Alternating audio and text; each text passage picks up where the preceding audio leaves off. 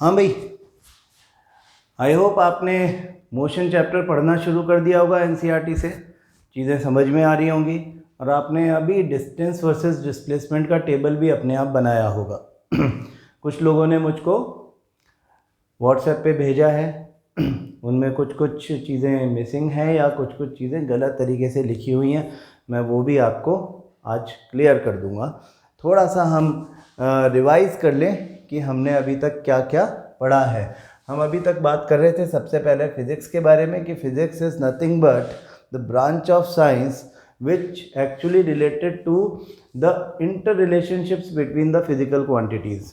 और physical quantities क्या हैं? फिजिकल क्वांटिटीज़ वो क्वांटिटीज़ है विच कैन बी मेजर्ड। उनको मेज़र करते हैं तो उनका मैग्नीट्यूड होता है, मैग्नीट्यूड के साथ में एक यूनिट लगा करके हम उनको एक्सप्रेस करते हैं। दो तरह की फिजिकल क्वांटिटीज़ होती हैं, vector quantities and scalar quantities. Vector quantity में हमको मैग्नीट्यूड के साथ में डायरेक्शन भी बताना पड़ता है, जैसे डिस्प्लेसमेंट या वेलोसिटी। और जो स्केलर क्वांटिटीज़ होती हैं उसमें हमको डायरेक्शन बताने की कोई नहीं ज़रूरत, उसमें केवल मैग्नीट्यूड यूनिट के साथ में लगा करके हम एक्सप्रेस कर देते हैं। हाँ, तो इन वेक्टर या स्केलर क्वांटिटीज़ जो हैं इनको हम फिजिकल क्वांटिटीज़ बोलते हैं और इनके बीच जो इंटर रिलेशनशिप होता है वो एक फार्मूला होता है। उस फार्मूला को किसी रियल लाइफ सिचुएशन से डिराइव करते हैं, वही हमारा फिज़िक्स का सबसे इम्पॉर्टेंट पार्ट है। जब फार्मूला आपने डिराइव कर लिया, यानी जब आपने inter relationship between multiple physical properties आपने डिराइव कर ली, तो फिर आप उसे अप्लाई करते हो और वो जो एप्लीकेशन बेस्ड जो आपका रियल लाइफ से आया हुआ जो नॉलेज है वही आपके फिज़िक्स का एक्चुअली यूज़ है। तो हमने मोशन से अपनी बात शुरू की है और मोशन में हमने डिस्टेंस वर्सेस डिस्प्लेसमेंट समझने की कोशिश की थी कि क्या डिस्टेंस होता है, क्या डिस्प्लेसमेंट होता है, और इसके बारे में हम कुछ इम्पॉर्टेंट बातें कर रहे थे विद द हेल्प ऑफ हमने कुछ सिंपल सिचुएशंस देख करके। और हमने देखा कि जो लीनियर मोशन, क्योंकि हम शुरुआत कर रहे हैं बात करने की, यानी ऐसा मोशन जो कि स्ट्रेट लाइन में होता हो, तो उस लीनियर मोशन में हम ये बात करने लगे कि भाई डिस्टेंस क्या है और डिस्प्लेसमेंट क्या है। तो हमने कहा कि जी डिस्टेंस जो है that is the actual path covered by the object. हमने कहा कि ऑब्जेक्ट एक्चुअली यहाँ से घूम करके यहाँ पे आता है या फिर स्ट्रेट लाइन चला जाता है या तो फिर कोई और नॉन लीनियर पाथ लेकर के जाता है, तो उसका डिस्टेंस जो मेज़र किया जाता है जिसको हम d से डिनोट करते हैं, that distance is actually the actual path covered by a moving object. Displacement जो है वो shortest distance between initial and final positions होता है। तो जो डिस्प्लेसमेंट है उसको आप लोग कुछ लोग लिखते हो कि displacement is the shortest distance covered by a moving object. No, it is not covered by a moving object. हाँ, it is shortest distance between this point and this point, initial position and final position. Cover नहीं किया उसने ये distance, वो आया तो इधर से घूम के है, जो कि जिसको हम डिस्टेंस बोलते हैं। लेकिन किसी भी रास्ते से आए, अल्टीमेटली इनिशियल और फाइनल पोजीशंस के बीच में जो गैप है वही डिस्प्लेसमेंट है। तो हम उसकी एक टेबुलर फॉर्म में हम देखेंगे कि क्या क्या डिफरेंसेस हैं, लेकिन हम अभी पहले एक बार इस चीज़ को समझ लें कि हमने कहा कि एक्चुअल पाथ कवर्ड जो है वो डिस्टेंस है। हाँ, डिस्टेंस जो है वो एक स्केलर क्वांटिटी है, उसमें आपको डायरेक्शन मेज़र करने की ज़रूरत नहीं। कोई ऑब्जेक्ट यहाँ से यहाँ गया, यहाँ से वापस यहाँ आ गया, ये 100 मीटर है तो 100 + 100 200 मीटर होगा, फिर यहाँ चला जाएगा 300 मीटर होगा, फिर यहाँ चला जाएगा तो 400 मीटर होगा। तो डिस्टेंस हमेशा ऐड होती है। अगर मोशन हुआ है तो distance can not be zero, displacement can be zero, क्योंकि इनिशियल और फाइनल पोजीशन सेम भी हो सकती है। ऑब्जेक्ट ए टू बी गया, बी से वापस ए पे आ गया, तो इनिशियल एंड फाइनल पोजीशन के बीच में जो गैप है वो ज़ीरो है, क्योंकि इनिशियल पोजीशन भी ए है और फाइनल पोजीशन भी ए है। तो displacement can be zero, distance can never be zero अगर मोशन हुआ है। तो अगर डिस्टेंस ज़ीरो है इसका मतलब कोई मोशन नहीं हुआ, object is an stationary position और वो कभी अपनी जगह से हिला नहीं। समझ रहे हो आप इस बात को? तो स्टेशनरी पोजीशन पे ऑब्जेक्ट है, मोशन हुआ ही नहीं, उसकी दो बातें हो सकती है। अगर ऑब्जेक्ट ए पोजीशन से बी पे जाकर वापस इनिशियल पोजीशन पे आ गया या खूब सारे चक्कर मार के वापस इनिशियल पोजीशन पे आ गया, तो फिर डिस्प्लेसमेंट ज़ीरो होगा, लेकिन डिस्टेंस ट्रेवल्ड अब भी एक्चुअल पाथ कवर्ड के बराबर ही होना है। तो ये एक बात है। और देखें कि जो डिस्प्लेसमेंट है, उस डिस्प्लेसमेंट के लिए हम एक चीज़ और ये बात समझते हैं कि डिस्टेंस डिस्प्लेसमेंट के बराबर हो सकता है। कब? जब ऑब्जेक्ट एक लीनियर पाथ पे चल रहा हो विदाउट चेंजिंग इट्स डायरेक्शन। अगर ए टू बी इस रास्ते से, जिसको हम पाथ 3 बोल रहे थे कल लास्ट क्लास में, ए टू बी गया, लीनियर पाथ से गया विदाउट चेंजिंग इट्स डायरेक्शन, ना तो पीछे आया लीनियर पाथ पे, या तो अपना डायरेक्शन कोई और चेंज किया, तो उस सिचुएशन में जो डिस्टेंस है वो ही डिस्प्लेसमेंट है। तो डिस्टेंस और डिस्प्लेसमेंट बराबर हो सकते हैं in this situation, only in this situation. उसके बाद, उसके अलावा हर एक केस में डिस्टेंस डिस्प्लेसमेंट से बड़ा होता है, यानी actual path covered is more. यहाँ पे हमने कहा था कि समझो 150 मीटर है, हमने लिखा path 2 150 metre is greater than 100 metre. ये पाथ 1 जिसको हम बोल रहे थे 120 metre is greater than 100 metre. तो distance is always either greater than displacement और equal to displacement. Displacement can never be greater than distance. ऐसा कभी हो ही नहीं सकता कि डिस्टेंस और डिस्प्लेसमेंट दोनों मतलब डिस्प्लेसमेंट डिस्टेंस से ज़्यादा बड़ा हो।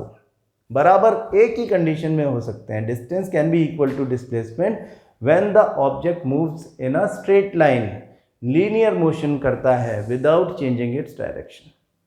ये बहुत इंपॉर्टेंट पॉइंट है, तो ये भी हम अपने differences of distance and displacement में रखेंगे। तो हमें क्या पता चल गया अब तक? हमें पता चल गया कि डिस्टेंस क्या है।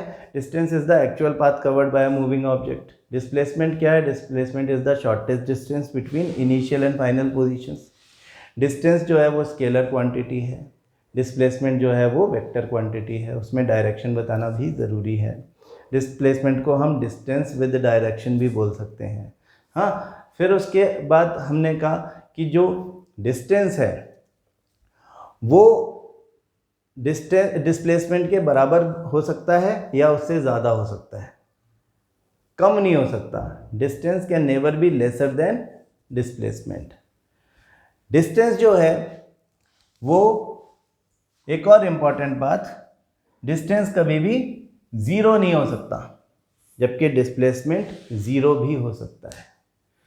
डिस्टेंस हमेशा पॉजिटिव ही होता है, डिस्प्लेसमेंट पॉजिटिव भी हो सकता है, नेगेटिव भी हो सकता है।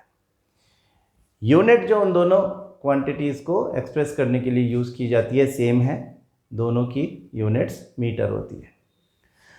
तो in a tabular form we can see this, in a tabular form हम देख सकते हैं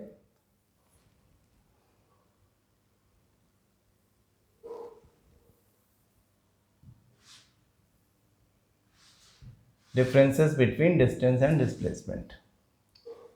जैसा कि हमने कहा कि it is distance is the total length of path moved by a body in a certain interval of time. यानी actual path covered, and this is the shortest distance between initial and final position. ये मत बोलो कि this is the shortest distance covered by a moving object. उसने वो shortest distance cover नहीं की होगी, वो हो सकता है कि किसी बड़े रास्ते से आया होगा, लेकिन तब भी shortest distance between initial and final position वही रहती है। इसका मतलब डिस्प्लेसमेंट पर फर्क नहीं पड़ता कि ऑब्जेक्ट इनिशियल पोजीशन से फाइनल पोजीशन किस रास्ते आया। This can be a point of difference between distance and displacement. The displacement does not depend upon the path actually traveled by the object. जबकि distance traveled जो है, actual path covered जो है, उस पर इस बात का फर्क पड़ता है कि उसने actually कौन सा path लिया। दूसरा, it is a scalar quantity, it is a vector quantity। मतलब it has both magnitude and direction. Its magnitude depends on the path followed by the object, हम अभी यही बात कर रहे थे, its magnitude does not depend on the path followed by the object. Displacement पे कोई फर्क नहीं पड़ता, आप यूं घूम के आ गए या आप ऐसे लंबा चक्कर पूरा लगा के आ गए, shortest distance between initial and final position जो है वही रहेगी, उस पर कोई फर्क नहीं पड़ता। It can be more than और equal to the magnitude of the displacement. Distance या तो ज़्यादा होगा डिस्प्लेसमेंट से और या बराबर होगा। बराबर कब होगा हमने बता दिया, लीनियर मोशन जब बिना डायरेक्शन चेंज किए की जाए तो ऐसा हो सकता है कि वो बराबर हो, अदरवाइज ये हमेशा मोर देन डिस्प्लेसमेंट होता है, जबकि डिस्प्लेसमेंट का मैग्नीट्यूड लेस देन और equal to the magnitude of distance हो सकता है। Displacement in other words can never be greater than distance. हाँ, डिस्टेंस इज ऑलवेज पॉजिटिव, जबकि displacement can be positive as well as negative. हाँ, negative भी हो सकता है, वेक्टर क्वांटिटी है ना, तो वेक्टर साइन जो है वो पॉजिटिव या नेगेटिव हो सकता है। It is not necessary that distance will be zero if displacement is zero. या in other words, अगर मोशन हुआ है तो distance can never be zero, वो कुछ ना कुछ तो होगा। अगर डिस्टेंस ही ज़ीरो है तो डिस्प्लेसमेंट ज़ीरो होगा ही होगा। If it is zero if distance is zero, but it can be zero even if distance is not zero. हाँ, जैसा हमने बताया, कोई ऑब्जेक्ट चले अपने इनिशियल पोजीशन से मोशन करे और वापस इनिशियल पोजीशन पे पहुंच जाए घूम फिर के, तो उसका डिस्प्लेसमेंट ज़ीरो हो जाएगा, लेकिन डिस्टेंस इज नॉट ज़ीरो। समझ रहे बात आप? तो ये डिफरेंसेस हैं बिटवीन डिस्टेंस एंड डिस्प्लेसमेंट। अब अपन देखते हैं कि इसका एप्लीकेशन क्या है। बात तो ये आपको समझ में आ गई, डिस्टेंस क्या, डिस्प्लेसमेंट क्या। हमने मोशन के बारे में बात करनी शुरू की थी और हमने मोशन को डिफाइन किया था as a continuous change in the position of an object with respect to a fixed reference point. हाँ, किसी फिक्स रेफरेंस पॉइंट के रिस्पेक्ट में जब कोई ऑब्जेक्ट लगातार अपनी पोजीशन चेंज करता जाता है तो हम इस फिनोमेना को मोशन बोलते हैं। और हम कहते हैं कि अगर वो स्ट्रेट लाइन में ऐसा कर रहा है तो ये लीनियर मोशन है। तो 9th क्लास में हमको ज़्यादातर लीनियर मोशन ही पढ़ना है, तो हम लीनियर मोशन के ही एग्जांपल्स पहले लेंगे। लेकिन क्योंकि हम डिस्टेंस और डिस्प्लेसमेंट पढ़ रहे हैं तो लीनियर मोशन और नॉन लीनियर मोशन हर तरह के अलग अलग सिचुएशन में हम ये कैलकुलेट करना सीखेंगे कि डिस्टेंस क्या है और डिस्प्लेसमेंट क्या है। जैसा स्ट्रेट लाइन तो हमने पढ़ लिया, हमने देखा कि भाई initial position A, final position B, straight line में मोशन हुआ, इनिशियल और फाइनल पोजीशन के बीच का शॉर्टेस्ट डिस्टेंस 100 मीटर है। अगर ये मोशन बस इतना ही हुआ है तो। लेकिन जैसा हमने आपकी बुक वाला एग्जांपल लिया था उसी तरह का एग्जांपल लेते हैं कि कोई object A to B 100 metre चला और फिर बी टू सी 20 मीटर चल के रुक गया, तो total distance covered A to B to C will be 100 plus 20। तो total distance travelled in this case would be d1 plus d2। कोई साइन नहीं लगाना, 100 प्लस 20। साइन क्यों नहीं लगाना? क्योंकि ये स्केलर क्वांटिटी है। Total distance travelled would be 120 metre. लेकिन इस केस में डिस्प्लेसमेंट क्या होगा? s equal to s1 plus s2, where s1 is plus 100 metre, s2 is direction बदल गया। Displacement from b to c को हम s2 बोल रहे हैं, displacement from a to b को हम s1 बोल रहे हैं। s1 को अगर हमने प्लस 100 बोला है तो s2 क्योंकि ऑपोजिट डायरेक्शन में है उसे माइनस 20 बोलना पड़ेगा। तो s1 प्लस s2 कैसे लिखते हैं? ब्रैकेट में लिखा प्लस 100 प्लस ब्रैकेट में लिखा माइनस 20। जब ये ब्रैकेट खुलेगा तो ये हो जाएगा 100 माइनस 20 एंड टोटल डिस्प्लेसमेंट होगा 80 मीटर। हाँ, 80 metre is what 80 metre is the shortest distance between initial and final positions. A और सी के बीच का शॉर्टेस्ट डिस्टेंस जो है अभी वो क्या है, वो है 80 मीटर। वैसे भी दिख रहा है हमको 100 माइनस 20 इज 80, लेकिन इस तरह से हम वेक्टर क्वांटिटीज को ऐड करते हैं। This is the difference between adding scalar quantities and vector quantities. समझ जाओ ये बात आप।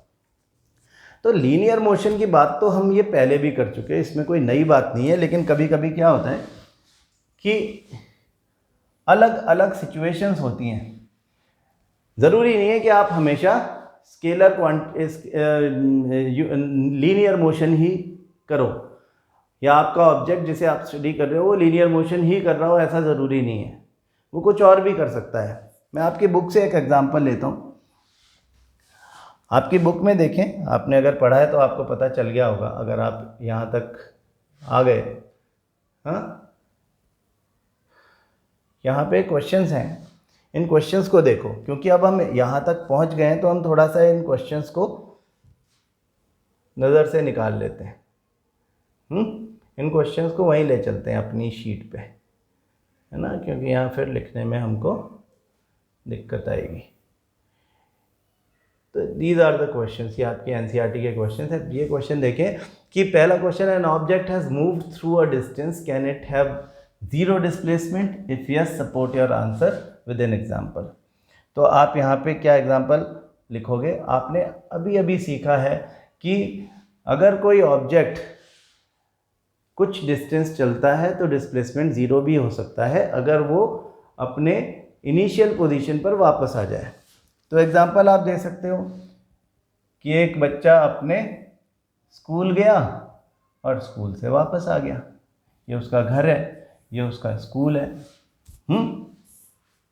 स्कूल बड़ा होता है ना, इसलिए बड़ा बना है ना। इसमें सोचने मत लगना ये क्या है ना, घर छोटा स्कूल बड़ा, ऐसा ही होता है। हाँ, किसी का घर स्कूल से बड़ा है क्या? है तो फिर बड़ी खुशी की बात है, हमें भी बुलाना, हम भी आएंगे आपके घर। तो ये इनिशियल पोजीशन फाइनल पोजीशन के बीच का डिस्टेंस की बात हो रही है, शॉर्टेस्ट डिस्टेंस, वो वापस अपनी फाइनल इनिशियल पोजीशन पे आ गया तो डिस्प्लेसमेंट इज ज़ीरो। कैसे लिखेंगे? अगर वही एग्जांपल ले लेते हैं, अगर ये 100 मीटर है तो हम लिखेंगे total displacement is S1 plus S2। S1 is plus 100 plus S2 is minus 100, क्योंकि डायरेक्शन उल्टा था। तो ब्रैकेट खोलेंगे तो क्या हो जाएगा? 100 माइनस 100 दैट इज 0। और हम थ्योरी से वैसे ही समझ गए कि डिस्प्लेसमेंट वुड बी 0 अगर ऑब्जेक्ट वहीं आ गया। अब ये स्ट्रेट लाइन में नहीं हो सकता, ये ऐसे चक्कर मार के आ गया हो। तो टोटल डिस्टेंस ट्रेवल्ड तो इस सर्कुलर पाथ के सर्कमफेरेंस के बराबर होगी 2πr, लेकिन इनिशियल पोजीशन फाइनल पोजीशन क्योंकि एक बराबर है, इसलिए यहाँ पर हम ये समझ जाए कि डिस्प्लेसमेंट 0 होगा। तो ये एग्जाम्पल आप दे सकते हो आपके फर्स्ट क्वेश्चन में। दूसरा क्वेश्चन जो है ये एक्चुअली मैं आपको दिखाना चाह रहा था। I wanted to discuss this। क्या कि आपका जो सेकंड क्वेश्चन है वो क्या कहता है कि a farmer moves along the boundary of a square field of side 10 metre in 40 second. What will be the magnitude of displacement of the farmer at the end of 2 minutes 20 seconds from his initial position? इस बात को हम समझें, है ना। ये एक square field है जिसकी सारी आर्म्स बराबर होती है। आप जियोमेट्री पढ़ते हो तो आपको पता होगा कि सारी आर्म्स बराबर होती है एक स्क्वायर की। तो ये भी 10 मीटर है, ये भी 10 मीटर है, ये भी 10 मीटर है और ये भी 10 मीटर है, सब 10 मीटर है। Farmer moves along the boundary, वो अपनी उसका खेत है उसकी बाउंड्री पे चल रहा है। हम इसके कॉर्नर्स का नाम ABCD रख देते हैं। वो कैसे चल रहा है? A to B, फिर B to C, फिर C to D, फिर D to A।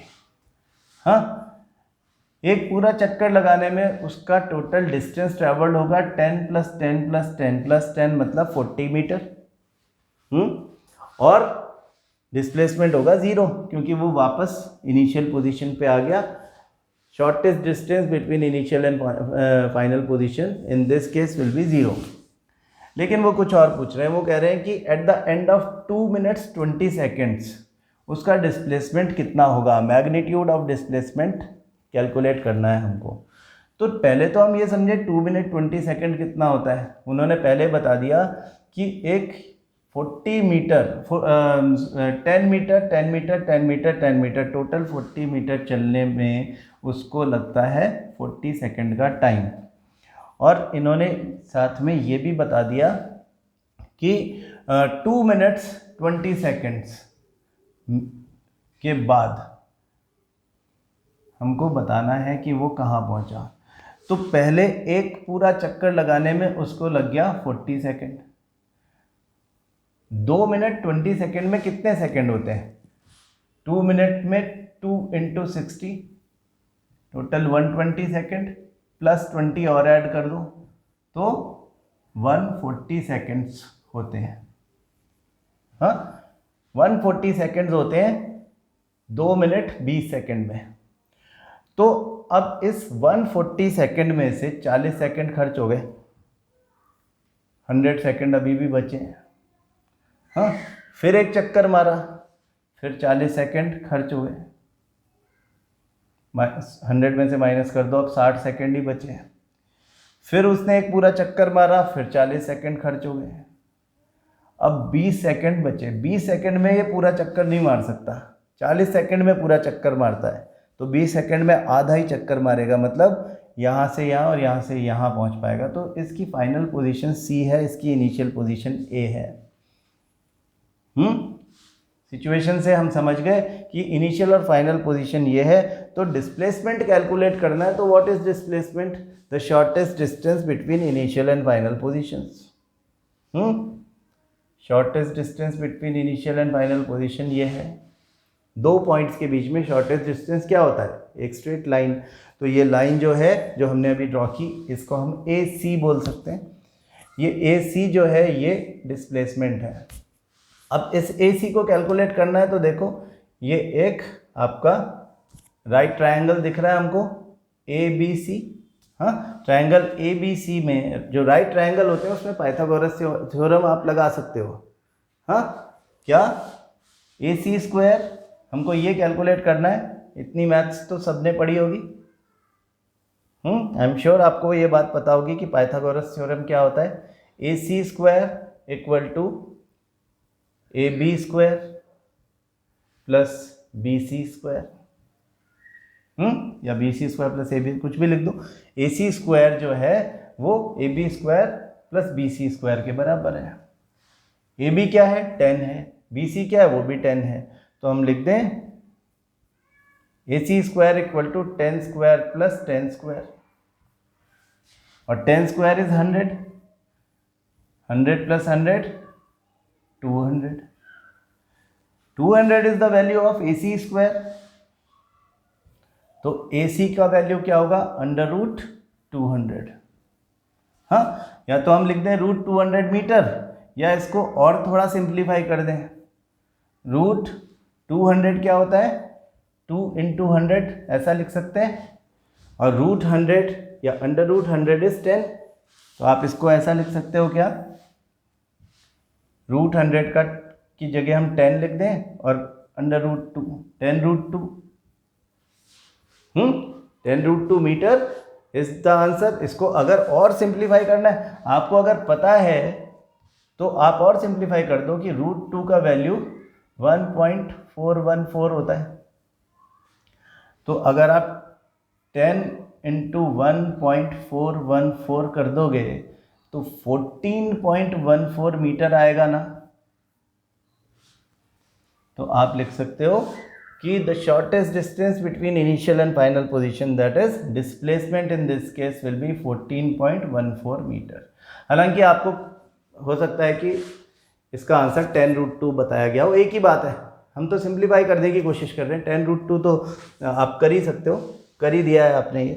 तो दिस इज हाउ, इसको हम न्यूमेरिकल बोलते हैं ना। ये हमारा एक सिचुएशन है कि एक फार्मर है, वो अपने फार्म हाउस की या अपने फील्ड की बाउंड्री पे चल रहा है, एक सिचुएशन दे दी 2 मिनट 20 सेकंड के बाद में कहाँ पे होगा और फिर डिस्प्लेसमेंट क्या होगा, डिस्टेंस क्या होगा ट्रैवल्ड, इतनी देर में उसने कितना डिस्टेंस ट्रैवल किया कि वो हर 40 सेकंड में 40 मीटर चलता है, तो 40 + 40 + 40 फिर 20 सेकंड 10 and 10 है ना, तो ये एक्चुअली 120 + 20 टोटल 140 मीटर उसने डिस्टेंस ट्रैवल्ड किया, एक्चुअल पाथ कवर्ड उसका 140 मीटर है। लेकिन ये shortest distance between initial and final position वो 14.14 मीटर है। और हम ये नहीं बोलेंगे कि shortest distance covered bye, displacement को हम ये नहीं बोल रहे shortest distance covered by initial and final position, क्योंकि वो यहाँ से चल के वहाँ नहीं गया है। अगर वो यहाँ से चल के वहाँ जाता तो हम कहते shortest distance covered by the farmer. वो तो यहाँ से 3 बार चक्कर मार के चौथी बार में यहाँ पे आके रुका है, चौथे चक्कर में वो यहाँ पे आके रुका है। बात समझ में आ रही है कि नहीं आपकी? ये आपकी एनसीईआरटी का एक प्रॉब्लम है जो हमने सॉल्व किया। फिर which of the following is true for displacement? It can not be zero, ये तो फॉल्स है।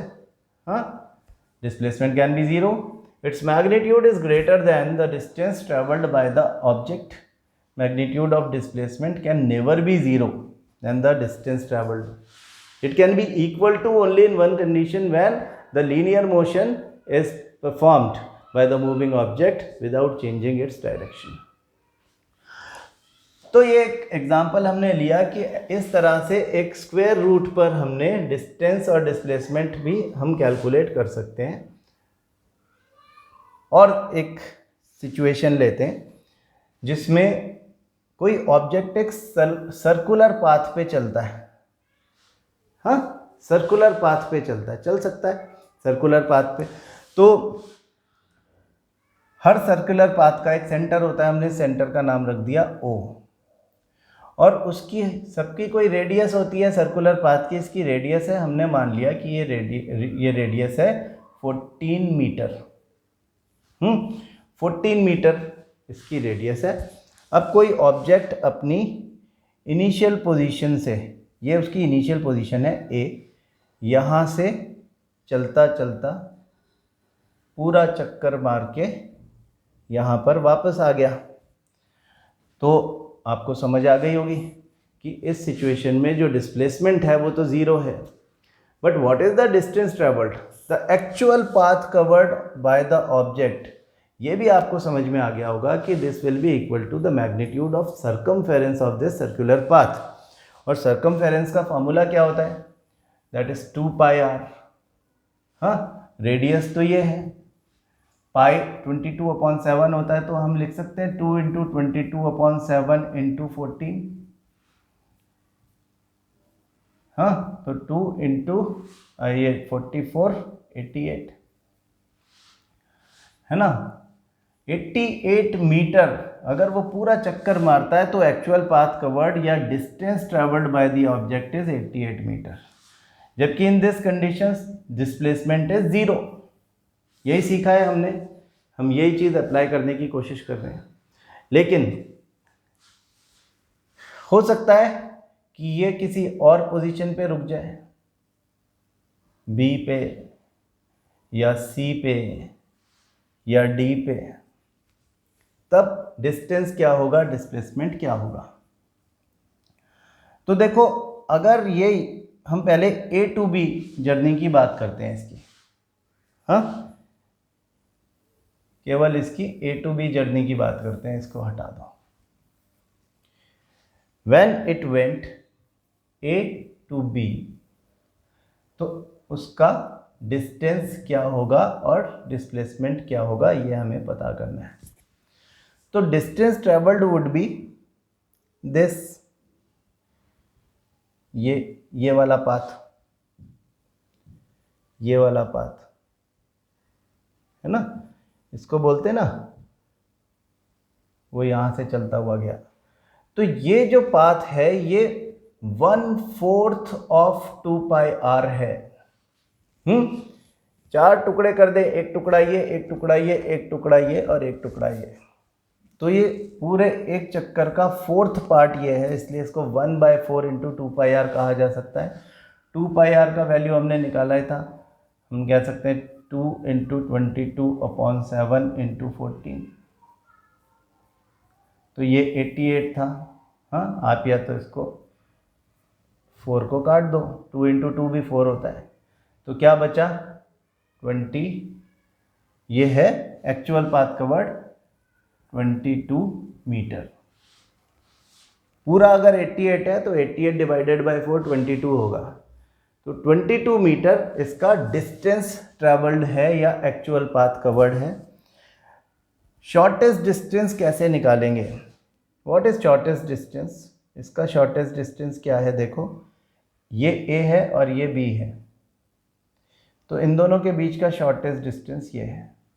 सीधी सी बात, डिस्प्लेसमेंट हमेशा दो पॉइंट्स के बीच में निकलता है, एक इनिशियल पोजीशन होती है, एक फाइनल पोजीशन होती है, उनके बीच में स्ट्रेट लाइन बना देते हैं। ठीक, तो O और A के बीच में ये एक रेडियस है। A और B स्ट्रेट लाइन है, O और B ये भी रेडियस है। ये ट्रायंगल बन गया, एक राइट ट्रायंगल बन गया, ये 90 डिग्री एंगल होगा, ये भी रेडियस, ये भी रेडियस, ये। तो क्योंकि ये राइट ट्रायंगल है, यहाँ भी पाइथागोरस थ्योरम लगेगा और हम इसको कैलकुलेट कर सकते हैं। इसका नाम A है, इन ट्रायंगल AOB। ये भी कितना था? 14 मीटर, और ये भी है 14 मीटर। AB हमको पता करना है, तो AB स्क्वायर, S कैसे निकलेगा? S इज AB, तो AB square equal to AO square plus OB square.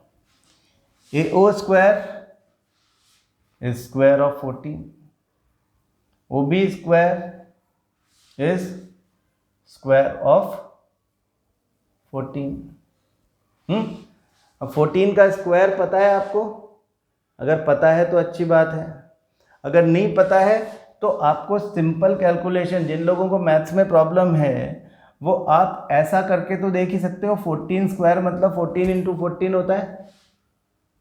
हाँ, 14 4 ज़ा 56, 14 1 ज़ा 14, इसमें 5 जोड़ूंगा तो 196 हो जाएगा ना। ये 196 प्लस 196, हाँ 196 प्लस 196, 6 प्लस 6 12, 9 प्लस 9 18 में 1 12 वाला ऐड कर दो, हाँ दैट इज 9, मतलब 9 एंड 9 18, 18 प्लस 1 19, और यहाँ पे 1 ऐड कर दोगे तो 392 आएगा।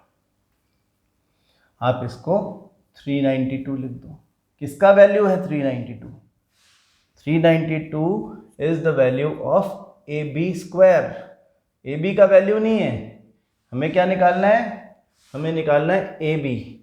तो AB का वैल्यू क्या आ गया? √392। आप √392 को ऐसे भी कैलकुलेट कर सकते हो कि 392 को हम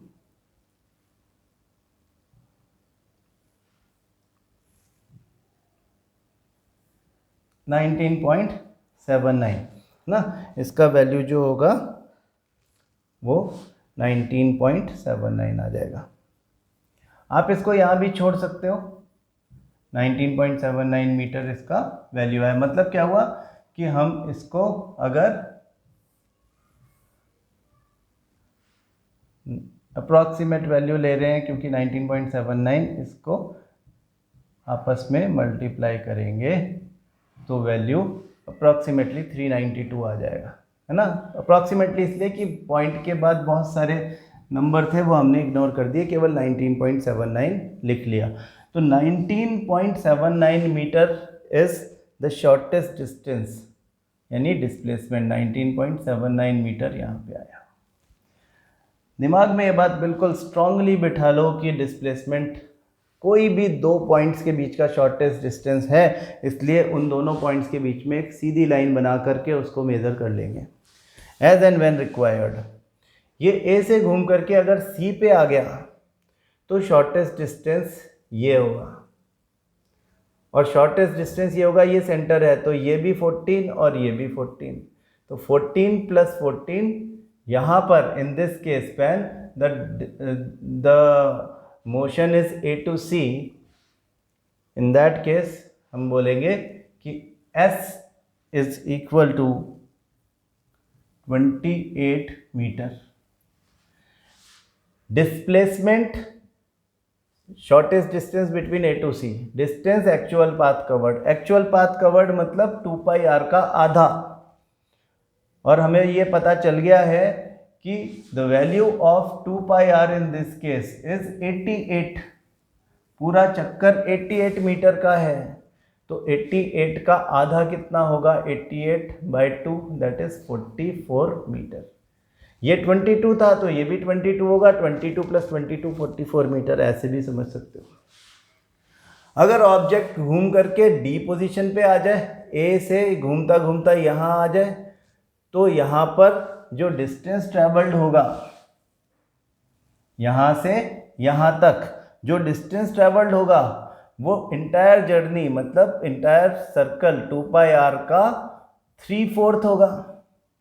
हाँ, मतलब 88 का 3/4 होगा, मतलब 22 इंटू 3 66 मीटर होगा। तो d जो है यहाँ पे distance travelled A to D would be 66 metre, और डिस्प्लेसमेंट फिर वैसे ही निकालेंगे।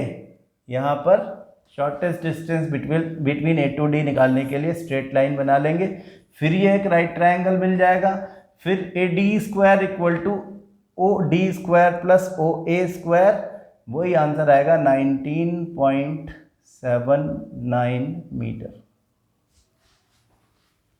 बात आ रही कि नहीं समझ में है कि एक सर्कुलर पाथ पे किस तरह से हम कैलकुलेट कर सकते हैं शॉर्टेस्ट। जैसे हमने स्क्वायर में किया तब भी हमने यही किया, डिस्प्लेसमेंट निकालनी है, इनिशियल फाइनल पोजीशन के बीच में स्ट्रेट लाइन बना दो, वैसे ही सर्कुलर पाथ में अलग अलग पोजीशन के लिए हमने ये किया। एक और सिचुएशन आपको बताता हूँ मैं।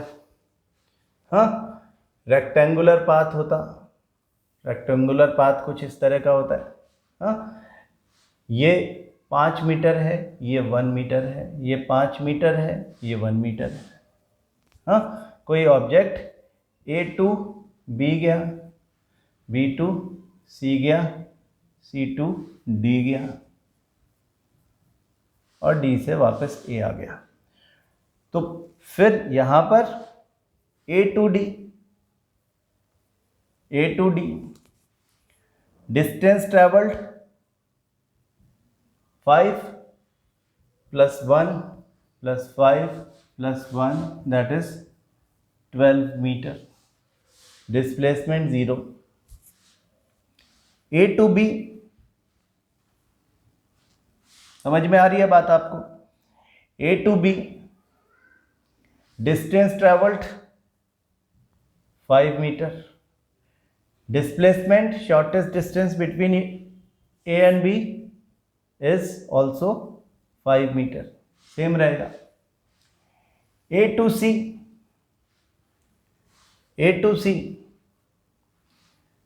5 plus 1 distance travelled 5 plus 1 that is 6 metre. लेकिन A टू C डिस्प्लेसमेंट निकालना है तो फिर वही खेल। क्या खेल? शॉर्टेस्ट डिस्टेंस निकालनी है, एक लाइन खींचो, राइट ट्रायंगल बन गया, पाइथागोरस लगेगा। कैसे लगेगा? AC स्क्वायर, ये सिचुएशन है A टू C वाली। AC स्क्वायर कैलकुलेट करना है, that would be equal to AB square plus BC square.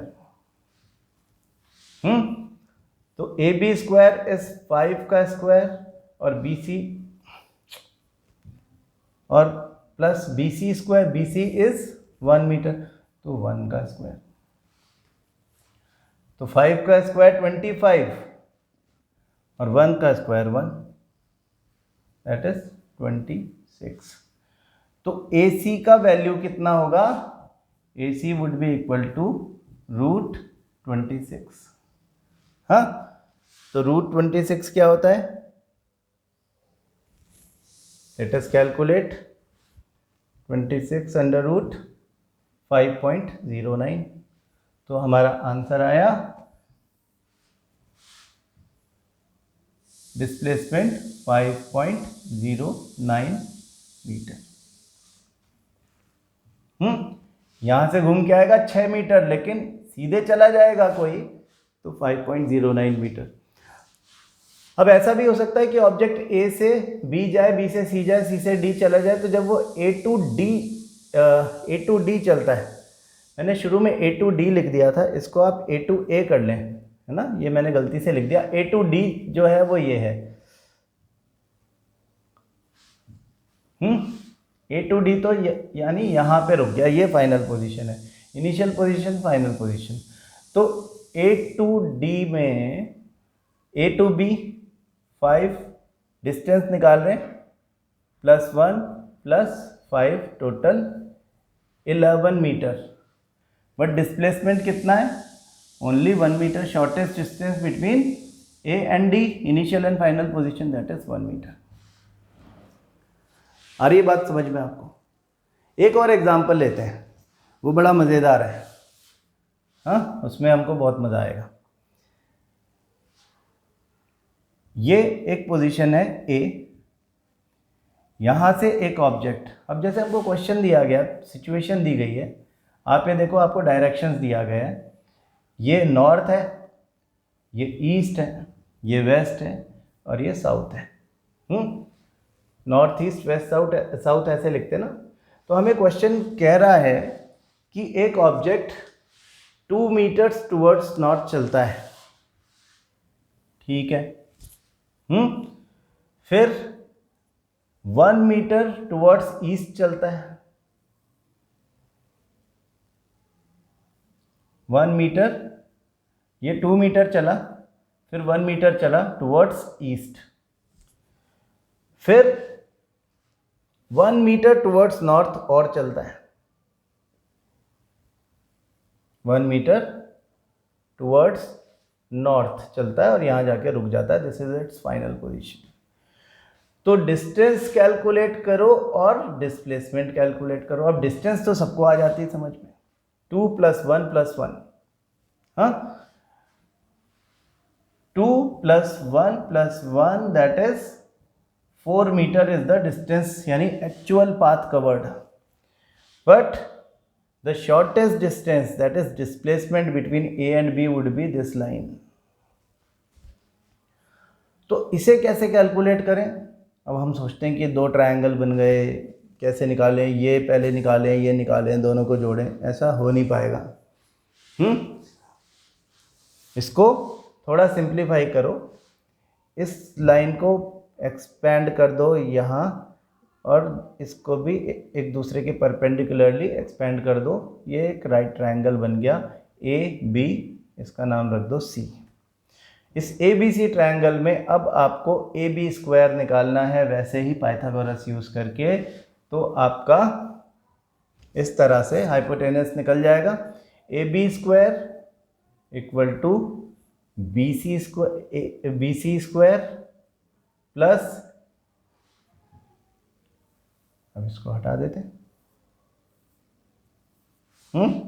Plus AC²। What is BC? ये भी देख लें, ये तो 1 मीटर था और ये 2 मीटर था, ये एक रेक्टेंगल जैसा बन गया ना, तो 1 + 2 टोटल 3, तो BC इज 3 का स्क्वायर, और AC जो है वो तो 1 मीटर ही है, तो ये आपका 1 का स्क्वायर हो गया। 3 का स्क्वायर 9, 1 का square 1, 9 + 1 10। 10 is the value of AB², तो AB का वैल्यू क्या होगा? AB इज √10 क्या है √10?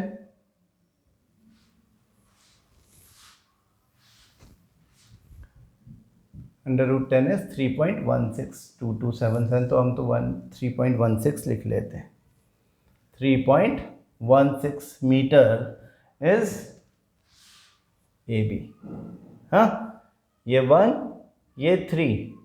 एक्चुअली कोई अगर इस रास्ते जाता तो भी वो 4 मीटर, 1 + 3 4 मीटर चलता, ऐसे ऐसे ऐसे गया तो भी 4 मीटर, लेकिन यहाँ से जाएगा तो 3.16 मीटर चलेगा। और हमें क्या पता चलेगा कि displacement is shorter than distance travelled. तो आज हमने एप्लीकेशन बेस्ड क्वेश्चन किए। हमने देखा कि किस तरह से अलग अलग कंडीशंस में, चाहे वो एक इस तरह का सिचुएशन हो, नॉन लीनियर मोशन, चाहे वो एक रेक्टेंगुलर पाथ पे मूवमेंट हो, चाहे वो एक सर्कुलर पाथ पे मूवमेंट हो, या फिर वो एक स्क्वायर पाथ पे मूवमेंट हो, हर मूवमेंट के लिए हम डिस्टेंस एंड डिस्प्लेसमेंट निकालते हैं और वो अलग अलग आता है। सेम तभी आएगा जब लीनियर मोशन हुआ हो, यानी एक ही लाइन में एक ही डायरेक्शन में मोशन हुआ हो, अपनी डायरेक्शन कभी चेंज ना की हो ऑब्जेक्ट ने। तो आई होप आपको ये बात बहुत अच्छे से समझ में आ गई होगी। फिर भी कोई डाउट है तो आप मुझे कॉल करके या व्हाट्सएप पे मैसेज करके पूछ सकते हो। और NCERT को वर्ड बाय वर्ड बहुत ध्यान से पढ़ते रहो, हाँ, जिससे कि आपको ये समझ में आ जाए कि आपको NCERT की लैंग्वेज पता चल रही है या नहीं चल रही। अगर NCERT की लैंग्वेज में कोई प्रॉब्लम है, कोई सेंटेंस समझ में नहीं आ रहा, तो वो भी आप मुझे बताओ, मैं उसे समझा दूँगा। ठीक है, थैंक यू।